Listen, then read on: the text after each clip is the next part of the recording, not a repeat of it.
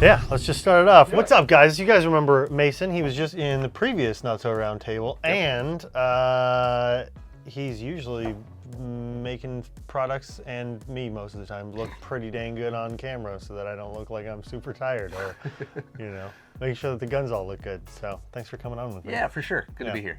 Something else we wanted to do, continue doing, I know I've mentioned this before, is having a little bit more variety on the Not So Round Table and kind of like in the other stuff that we do so that you guys get to know the team that I have the joy of working with every day. And so maybe one of these days we'll get Chris on. Maybe. I doubt it because he doesn't know a single thing about Airsoft. Maybe. Hi, Chris. And Chris is back there, so hopefully if there's a question that he can put in some input on, he can. Put input. Input. In. Cool. Yes. Awkward. So if you guys haven't watched the last episode of the Not So Round Table, that's episode 162. Go ahead and give that a view or a look. That's where the questions in our Helm of Reasoning come from. And I guess we'll start things off with... and then one more thing. We're just coming off of our 20th anniversary month-long celebration of 20 years at Evike.com. So we wanted to extend once again a huge thank you to you guys for supporting us as well as participating in all of our contests and raffles and giveaways and meeting up with us at the variety of outpost locations that we went to visit. We had a busy month. It was a blast working on it, especially just like, giving back and seeing everybody light up and be like, oh my gosh, this is awesome. It was going to all the different fields and checking it out. Plus, we spent a year and a half, no travel. Yeah, seriously. So then to get out and see the people that either A, we miss because we haven't seen them, or new people that were either new to the hobby, who had never come out to an event before, or people that we haven't seen in a couple of years because the last time we traveled was 2 years ago. There's been a lot of growth in the Airsoft community, which is awesome. Yeah. And I think Airsoft is more popular now than it ever has been. And the pandemic helped with that because a lot of people were stuck at home. A little bit extra dough. What can I do with make my Airsoft collection a little bit better? Or, hey, what is this Airsoft thing? Getting into it. I know I'm guilty of that. Yeah, a little bit. We both have larger collections now and had nowhere to use them, but now we do. And it's exciting because it seems like we're going to be able to do a little bit more traveling. So make sure you guys subscribe and follow our social media accounts for when we're going to be traveling or going to, or coming up with some new events and some new styles of doing things that we hope you guys are going to enjoy. Without further ado, Mason, you want to start us off with a question? Let's do it. Get in here, grab one of these babies. All right. We didn't have a whole lot of questions from 162, so I kept in the ones from 161, like a handful that we didn't get to. So what would really help us out is because we only do the Not So Round Table once a month. If you have a question, put it in the comments section, and maybe you watch the episode and you don't have a question right now, but maybe you're browsing for things on Evike.com or you're talking to some friends and you remember a question. Come back to the video a week, 2, 3 weeks from now and ask a question then. There's no time limit on it. We don't check the questions in the comment section until right before we film the next episode. So you've got time to ask a question. So please come back and fill the comment section so we always have new, fresh questions to answer for you guys. I know it's been 162 episodes. We've answered a lot of questions. We don't mind doing repeats as long as it's not always the same question. Sorry. Please. Well, this is certainly a new question I don't think we've answered before. Cool. So this is from episode 162. It is from Gabe, the Great Gaming. He says, insert question. What are y'all's thoughts on the AAP-01? I like his use of y'all. Y'all. Yeah. So your thoughts on the AAP-01? That's the... Tough because I haven't personally handled one. What I can say is that based on a review video that we're doing right now, the surface similarities between the AAP-01 and the WeTech Galaxy semi-non-blowback pistol are very close. And that style of pistol gives you a lot of distinct advantages. I have to suspend disbelief a little bit because, I'm very much like, it's got to look realistic, right? So they don't look the most... I'd argue that they do. They look very, very close to a Ruger, 22 LR pistol. Extremely close. Okay. Yeah, and in fact, I think that they're meant to kind of emulate that sort of look and function. in Okay. that it doesn't have a large reciprocating slide. It's just got the little piece in the back, the bolt on the inside that reciprocates. It's just a little 22 looking pistol. Oh, okay. So, Is there a pistol that looks like those? yeah, and there's lots of upgrade kits that go on the Ruger Mark 22 series. That Should I have known that? Maybe. I mean, Yeah. Wait, is it the Ruger Mark II? Is yeah, it the one that there's like the Gemtech Mark Oasis II, is based on? The Mark III, the Mark 45. Yeah, Oh. yeah, Oh yeah. Okay. Yeah. Okay. Okay. The top of it, for sure. yeah, for sure. Yeah. The bottom is. The bottom is different Yeah. Okay. Got it. Okay. in the airsoft yeah, one. Got it. Definitely. So I do. Okay. I remember. Yeah. There you go. Okay. But yeah. So distinct advantages. I think that the biggest one is more and more people are using tracer units and mock suppressor looking cans on the front of pistols. And one of the biggest drawbacks to doing that, especially in like a floating barrel assembly like you have in most gas blowback pistols, is that added weight weighs down the front of the barrel and causes the back of the outer barrel to drag against the slide, Definitely adds a lot of friction. slowing down that reciprocating action. And with these pistols, the WeTech Galaxy, you don't have that because there is a fixed barrel that isn't moving. Yeah, it's a fixed barrel, and so yeah, you don't have that the flip weight out at the front, and like you said, it's very, very efficient. It's very gas efficient because it's not moving. A, it's not having to lift that suppressor, and B, just you don't have a big slide that has to move back and forth. It's just a little bolt, so the gas efficiency is crazy on those. And they come in cool colors. Yeah, and I hear that they're like ultra customizable, so the AAP01 is definitely, like, I've been kind of entertaining the idea of getting one just for the fun of it. Yeah. Honestly, they look really fun. Maybe it's something we should like try to get here at Evike. Then we can have the Galaxy and we can have like a heads up AAP01 to Galaxy. Yeah, I agree. All right. For the record, I don't know of a single holster that fits a WeTech Galaxy or an AAP01, unless someone has made a custom Kydex one. I think they're AAP01 Well, there you go. out on the market right now. All right, this one is also from episode 162. This one's from Miles W. That's honestly the most normal name we've ever had on an insert question. Miles is a good name. What do you think about an Airsoft Galil Ace, and what brands would you like to see one produced by? I like Galils. I just think that they're classic and rugged looking, and yeah, there needs to be more Airsoft Galils out there, definitely. I know there's a couple. ICS made a Galil, didn't they? Yeah, for a while. And those I hear are real pretty good. Pretty good, real pretty good. Who else makes one? Hold on, there was another one. As far as like who should be making one, I mean, honestly, those are version 3 gearboxes, aren't they? Yes. I believe so. So, I mean, I'm a big SEMA fan and their version 3 gearbox. I think that would be really solid. And SEMA has a good reputation of keeping the price like reasonable, and their externals are these days pretty darn good. So Watch, SEMA already makes one. like a SEMA Galil. Okay, so King Arms. King Arms. Makes a full metal Galil, which is coming in February. All right. So they make the Galil MAR. Well, I don't know what that means. SEMA does make one. And SEMA, well, so they make the SAR, but I don't think they make it anymore. Oh, okay. Or at least we don't carry it. But they're currently. specifically asking about the Galil Ace. What does the Galil Ace look like? Is that like the more modern Galil? I'm honestly a little bit. I don't know what a Galil Ace is. Yeah. I have fired a real Galil. Ooh. Yeah, my brother has one. Nice. Yeah, Yeah. yeah. Nice. Galil Ace. Yeah, modern. Okay. Yeah. So. Yeah. Oh yeah. Yeah, it's got rails on it. It's a Galil with an M4 treatment, kind of like they do with AKs. Yeah. So as far as the Galil Ace goes, I like the classic Galils personally. Yeah. I like that wood, that blonde wood furniture on it. That would look nice. So the Galil Ace, not exactly in my repertoire, but still respectable. It's definitely not an M4. I do agree with you though. If anybody could make a good, affordable, reliable one, I think SEMA would probably do it really, really well, especially given their new Platinum series of gearboxes. The performance. A Platinum Ace would be Yeah. like, Yeah. that would be choice.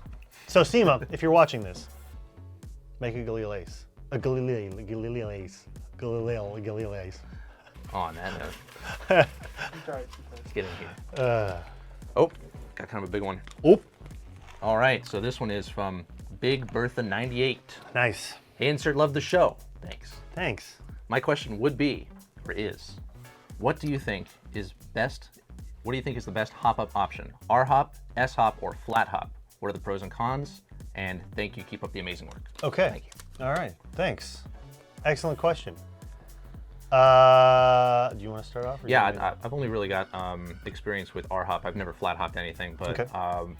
so far, once you get the R-Hop tuned just right, it's like a freaking laser. So, I mean, I'd say go R-Hop. I was able to do it myself, and after just a couple of tries, a little bit of trial and error, I was able to dial it in and put that patch on there just perfectly, and I'm very, very happy with the results. Yeah.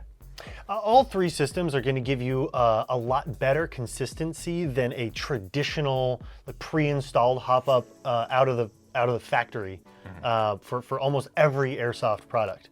And while they don't necessarily give you more distance, they give you better precision over distance. Yeah, way more consistency. Right, and consistency is key, especially when you're shooting at an airsofter at the extended range of your AEG or your rifle or pistol. You know, you really want a tighter grouping so that you can more closely guarantee that they're going to call their hit. Definitely. You know, but so in terms of like the differences, so first things first, think of a flat hop as being maybe one of the more easily achievable hop-up upgrades. They do add some consistency. They're not terribly expensive, and they're relatively easy to install yourself. So that's just a bucking without a bump, and then you Correct. just get like a flat nub on the top to Correct. really give you more surface area, so that the BB has more to roll across. Correct. And then the drawback would be you still only have a flat contact patch. Right, it's not shaped at all. Correct. And that's where both the S-Hop and the R-Hop shine, is because they're a curved contact patch, you're getting more surface area in contact with the hop bucking and nub, or bucking, which is going to give you more control and ultimately more consistency. Now, the R-Hop is going to probably cost you the most unless you're already buying one kind of pre-done. Which we do sell. And they can be a little bit finicky because the patch is glued in. And so if you don't get it exactly straight, and it takes, you know, trial and error. I mean, you know, we've had to redo our own like several times just to make sure that it's right. Because if you don't apply the R-Hop just right, you can get, you know, drifting. Like have your BBs will always kind of hook to the right or hook to the left. It's pushing a little bit more this way or that way, and the BB will want to curve that way. Right. And the S-Hop is kind of like the more budget-friendly option of the R-Hop. Oh, okay. Yeah. So if you're gonna R-Hop, you kind of have to flat hop it anyway. Like you've got to do one to get. So it's kind of one of those things that, like, if you decide to flat hop, like, cool, do flat hop, and if you're still not getting the consistency that you want, then kind of elevate to doing an R-Hop. And if you're trying to, you know, save materials and save a little bit of money, then an S-Hop is a great option as well. But we both use R-Hops. Yeah. I've known you people, should too. I'm just kidding. I've known people that swear by flat hops and say they don't need to R-Hop at all. Yeah, so, and you may not. Yeah. Like if the majority of the distances that you require that level of consistency and tight groupings are not that far off, or you're getting adequate performance out of just doing that, then there's no reason to spend the extra money just for the sake of spending the extra money. Right. Adding to this, I would say that a better, more precision barrel is going to do a lot for you in this regard as well. So, like, I wouldn't flat hop or R-Hop a stock barrel necessarily. Brass barrel. Yeah, I would only flat hop or R-Hop a nice aftermarket barrel. So I would do the barrel first, maybe get a real nice bucking, and then if you were looking for more, then look at the flat hop R-Hop. That would be my advice. Yeah. Out of curiosity, I've never asked an HPA player this, but like players that use like wide bore barrels for like HPA and like gas blowbacks. Yeah. Do they do R-Hops, or is that like an AEG thing? I ran HPA for a little while, but all I did was run like a maple leaf bucking, and I was fine in that. Yeah. Honestly, I wouldn't know. Yeah. Okay. All right. Well, HPA players, if you're out there, let us know. Like, Yeah. is that something that you guys worry about, or is it just because you've got huge volumes of air and BBs that you just don't care about how accurate they are? All right. Next question. All right. This one's another that's good a big one. This one's from, man, I got two guys in a row that have very normal names. John Banks. John Banks, episode 162. Hello, guys. Big fan of the show and your channel. Please keep up the awesome work. Thank you. What is your take on custom-made gear for gameplay? In parentheses, plate carriers, chest rigs, battle-lets, etc., etc. Battle-lets. Yeah, I don't know. I think maybe that's battle belts and then probably. and then it auto-corrected. Okay. Anyway, so I've been playing for 10 years and I'm a bigger guy, so finding gear to fit me properly has always been a problem. So getting something made for me has really worked out well, even with the trial and error. Thoughts? Yes. Why don't you start off? I'm going to read this again just to make sure I understand. So whether you're using, whether you're having custom gear made for you that looks like super military themed, and you're going for that really, mil sim, or super hyper realistic look, or you're using custom gear to look like your favorite fantasy or video game character, I think custom gear is one of those personal expressions that makes Airsoft kind of your game. Because ultimately, the only thing that unifies everyone in Airsoft is the blaster. And your experience with the game is your own, and you should enjoy it however you want. And if anybody's hating on you for how you've dressed or the choices that you've made, then they are misunderstanding the point of the game. Like, we're all here to just play Airsoft, not to cap on other people's guns and loadouts and stuff. For sure. Yeah. Caveat, understand your audience, though. If you're signing up for a mil-sim game, you are going to simulate a military engagement. So, horsing around, not taking the game seriously, Might be fun. trolling people, dressing up like a Jedi or a ninja or something, like, while that may be fun for you, remember that other people have also paid to take part in these games, and you're ruining their experience, or potentially hurting their experience. Right. So try to understand that, like, you're all collectively agreeing to take that style of gameplay a little bit more realistically serious. Yeah, and it sounds like John is taking it serious. He's just getting, like, maybe it looks like a custom-made plate carrier or something to fit him just right. And I don't have a custom-made plate carrier, but you do. I do. I think that maybe you can speak to the level of comfort that and customizability that really comes from something that is custom-made. Mm-hmm. Do you think it's worth it? Well, okay, so that's a really great. Okay, so my Ranger Green plate carrier is custom made, and despite loving my Velocity Systems plate carrier, which is extremely comfortable, it is still not anywhere near as nice as the one that I had made, that was measured to me and that was produced with the things on it that I asked for. Because there's always something on every vest that you're like, I wish this was a little different. Yeah, or moved over here. Or like, I'm not, not a crazy, fan of whatever it is. But the nice thing about having something custom made, despite the added cost, is it is exactly as you want it and made to do exactly what you need it to do, which is why I'm still using that vest a decade after Jeez, I wow. got and it. It looks really good still. Like, it's held up. Well, I mean, also, things look better when they get a little salty, right? So as they age, they look better and more used and worn in. And that's an excellent point. High quality, well-made gear will last forever.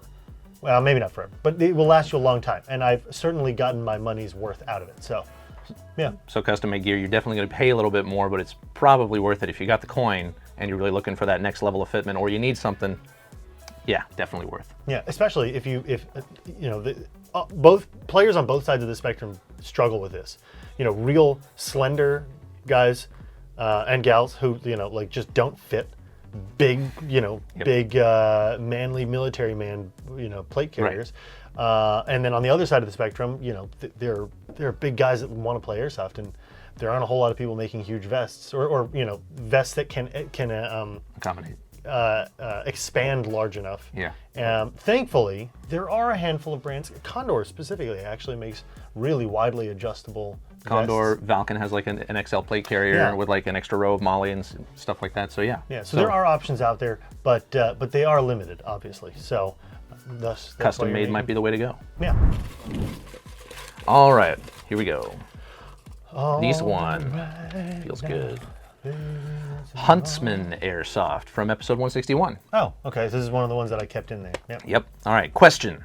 From time to time, I meet people who act like they are incredibly tough guys because they use guns with stupid high FPS. I mean, clearly they're very tough guys. Oh, obviously. Clearly. I mean, high FPS, yeah, obviously.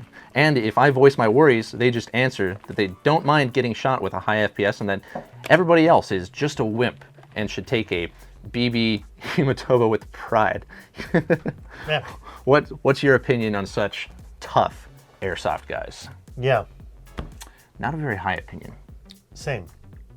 At all. I think that This is a game that we're all looking to enjoy, and if you go out there with the intention of causing pain and the excuse of saying, "Oh well, I can take it, everybody else should," that's not at all in the sort of nature of the sport or the spirit of it, or it's Like, just not fun. The unspoken code of ethics. Yeah. Freaking calm down. It's airsoft with toy guns. Here, I'm a tough guy playing with a toy gun. Pew. So tough, right? Yeah. Well, that's always hilarious to me too. So you see guys like pop up, just like, oh yeah, bro. It's always Milsim kids. Like, oh yeah, brother, we're gonna do some awesome door kicking. It's like, bro, these are BB guns. Like, we're just having fun with some BB guns. Yeah. Seriously. Yeah. So your opinion of guys who use extra high FPS and say that everybody else should just take it like they do? Yeah. I mean, look, history. So I've been playing for 19 years.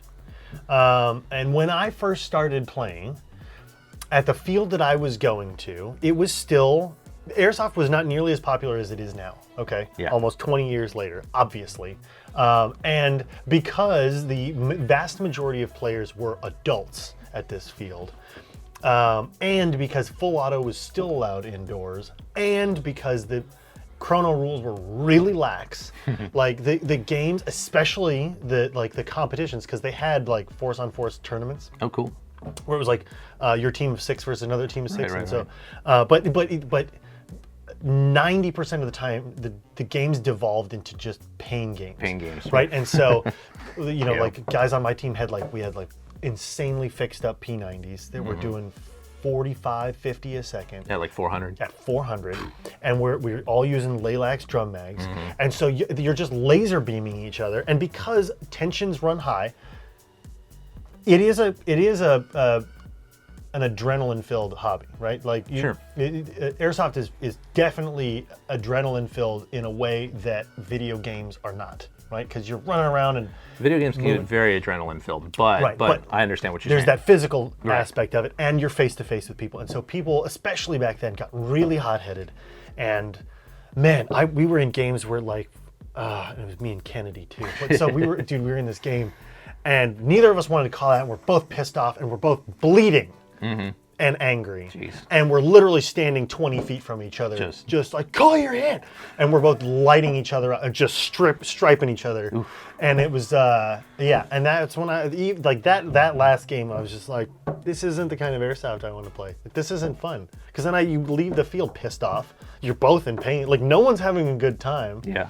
But that just illustrated to me that that is not the way forward for airsoft. I'm all for competitiveness and wanting to win, but if that winning comes at the cost of the people that you're trying to enjoy the game with, then you're not winning.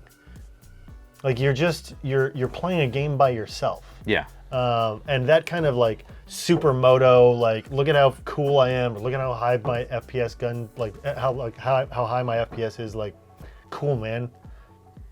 FPS limits are also there for safety concern. Yeah. You know, like these ANSI ratings and things like that. Yeah, they're all designed at a certain threshold. Not saying that an airsoft BB could necessarily break that, even at point blank going a certain velocity. Like I don't know, I'm not the scientist, Right. but still, if you accidentally or whatever get into a point blank situation and you unleash 500 FPS on some kid, that's just not going to be. It's not going to be cool, and it's going to cause problems for everybody. Then you're really going to be in a feels bad, bro, kind of. Yeah. And I think you bring up a good point too. A lot of FPS limits are set by fields, not because that's necessarily what they want, but they have to ensure. Oh yeah. Everyone yeah, playing insurance at can the be field. real Yeah. strict. Yeah, and so not only does that affect the diameter of the BBs, but also the power level that airsoft guns can fire. So my opinion on such tough guys is relax a little bit. go play play the game. paintball. Go play paintball. Yeah. All right, shall we do one more question? I think we should. Aye. Arr.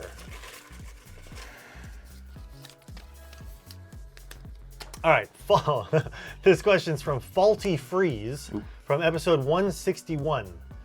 This is really interesting. I don't know that anybody else could answer this besides those of us that work in the airsoft Okay. industry. How do you make airsoft a career that's both fun and pays the bills? Not necessarily through YouTube and content creation, more like all of the other airsoft involved jobs that are behind the scenes. Okay, so let's get YouTube and content creation out of the way. Out of the way. Yeah, there are a variety of airsoft channels. It is free and easy to create your own YouTube or TikTok or Instagram, and then just start making content. Man, Don't worry about the money. Like, do it because you enjoy it, and hopefully that will come. But don't put all your eggs in that basket. Let's talk instead about how do you make airsoft a career in all of the airsoft jobs that are behind the scenes. I mean, honestly, check the job sites and apply. I know here at Evike.com we've got a careers page, and we list positions that we're looking for, and so you can always submit your application and maybe send an email, and maybe you'll get a phone call back. So that's always just the standard way of applying to any business, really. Yeah. And you can do that either online or come into one of our outpost locations where we're always also looking for employees. But what kind of let's talk about what kind of jobs there are in the airsoft industry, right? Because it's not. I think for a lot of companies, well, maybe ours is unique, but if you have a local airsoft shop, most of the positions at those companies are going to be sales positions, right? Or if it's a larger business, you might have a purchaser that is in charge of purchasing or ordering quantities of items to carry in the store. Right. Or you might be a customer service representative answering questions or. Yeah, but that only applies to the larger companies. Right. Thinking about it, I'd say that most of the positions available in the airsoft field are like counter sales, because I think that there's a lot of small local shops that are probably looking for help. So go apply there, and then as you accrue experience with the airsoft industry, then maybe you can apply to one of the bigger companies. But you might have to be prepared to move in order to do that, because they're not everywhere, unfortunately. Yeah, I think one of the biggest places that companies are lacking across the board is techs. Oh, absolutely. Like that, if you wanted to get involved in the airsoft industry and you had experience with doing tech work, I think you could find employment pretty easily. And every local shop could use a good tech. Somebody that, hey, my gun's not working, and then they can get it turned around in a day or so and get those customers happy and coming back. Yeah, it's repeat customers, it's added revenue, it's just another service that you can offer. And it's not just shops. Fields need repairs too. Oh yeah. Because most fields have a rental fleet, or some weekend play or even weekday play, and maybe a customer's gun goes down. You don't want them to leave. You want them to continue to enjoy their day. And so, if you can provide that kind of on-site tech work, I think you could find employment really, really easily. Yeah. So if you can get experience with teching first your own stuff, and then probably your friend's stuff, and then if you're good enough, you can probably apply to a field, hopefully near you, and maybe help out teching some of their rental guns. Just upkeep and fixing and maintaining, and then build it from there. Yeah. And I know we here at Evike.com, we take pride in our tech team, and so yeah. And if you're looking for a quantifiable way to measure your skill or your knowledge base, we also have our Airsoft Nation Tech Certification Program, which is a way for you to kind of have a benchmark for your level of comfortability that you can use to apply to other businesses, So I know I've shared my story on how I came here before, but I think that this applies here on how do you get an airsoft career that's both fun and pays the bills. Yeah. I started out just being a referee at my local field. And it was through those couple of years that I spent being a referee that I met some people, and some opportunities arose, and I had some teching experience. Again, talking about the teching experience, that I was able to go and work for a local airsoft manufacturer, and helping to revamp some of their inventory. And from there, I transitioned into doing some videos for them, and then that ultimately, after I moved to LA, I just applied via the website to Evike.com. Really? Yes, so you used I did. The careers page? I actually applied as a technician.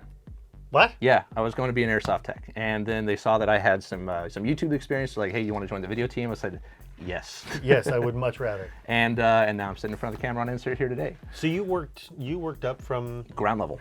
I guess the most Yeah. Yeah, wow. definitely. So that's just that's my story. That's how it happened, and really just get involved in your local scene. You never know who you'll meet. You never know who knows who, and if you work your butt off and you're an overall good person, I think that word will spread. Yeah. So Agreed. No, we're going to do this awkward just looking at them. You can do it. The more you know. All right, guys. Well, hopefully that answered your questions. Thanks for sharing this. I didn't know you had like applied like that. No, yeah. I seriously just applied via the website portal. Got it. Oh, I figured maybe you knew somebody that was just like, oh, this Mason would be great for this. I don't know. But yeah, so we're always, anyway, like he said, we're always looking for more people. But hopefully we answered all of your questions. Well, we answered quite a few questions in this episode of the Not So Round Table. If you guys have any comments, questions, responses, please put those in the comments section. We'll be back on December 1st is the next Not So Round Table, or close to December 1st, as close as we can be. Hope you guys are enjoying your holidays. It's going to be a fun couple months. We've got even more cool stuff happening here at Evike.com. Thanks again for joining us through the month of October for our 20th anniversary 20th anniversary celebration. And we look forward to your questions. See you later.